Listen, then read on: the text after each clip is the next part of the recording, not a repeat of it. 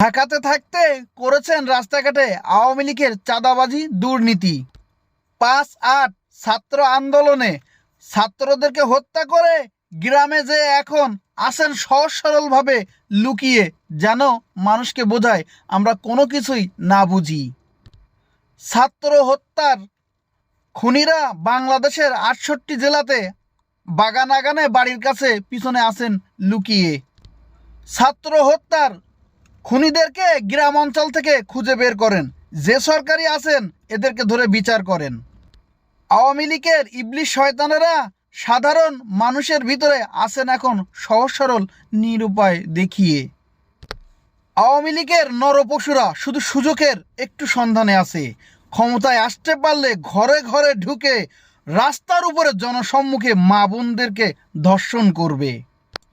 মনে রাখবেন, অপরাধীরা সবসময় হক কথা শুনলেই সাথে সাথে ওদের গায়ে যেন অকটেনের আগুন জ্বলে ওঠে।